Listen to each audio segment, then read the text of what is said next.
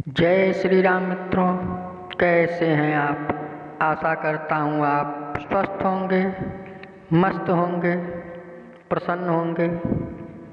फलित ज्योतिष में शत्रु राशि और नीची राशि का भावफल।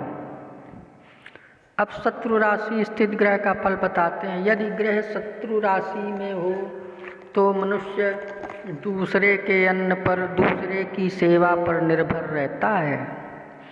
उसे दूसरे के मकान में पड़ा रहना पड़े, अकिंचनता, दरिद्रता हो और ऐसा जातक शत्रुओं से पीड़ा पाता रहे।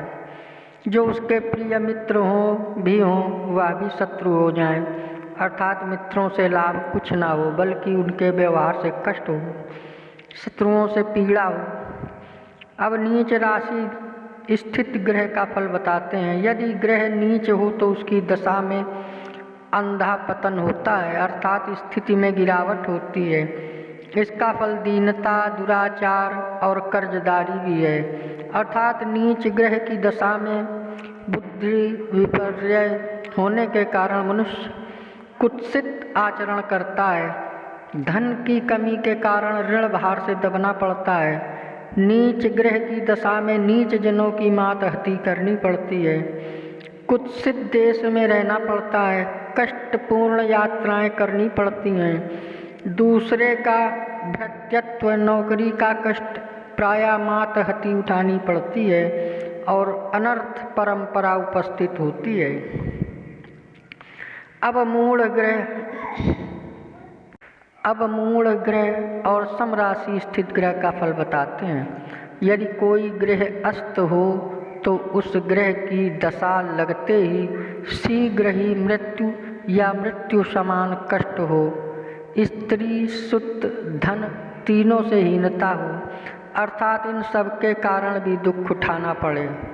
व्यर्थ कलह हो, अपवाद लगे और जातक की हार या अपमान हो।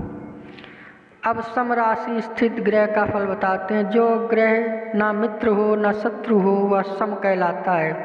समराशि स्थित ग्रह की दशा में कोई विशेष भला या विशेष बुरा फल नहीं होता, न वह विशेष सुख उत्पन्न करने में समर्थ होता और न विशेष दुख ही उत्पन्न करता है। जैसी स्थित ग्रह की दशा लगने के पहले रहती है वैसी ही कायम रहती है। अब वक्री ग्रह तथा वर्गोत्तम ग्रह का फल बताते हैं।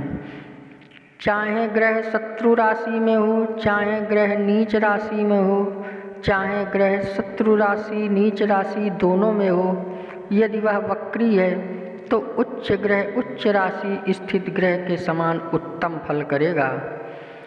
यदि ग्रह वर्गोत्तम में हो, अर्थात जिस राशि में हो उसी नवांश में भी हो, तो वह स्वग्रही के समान जोरदार शुभ फल करता है।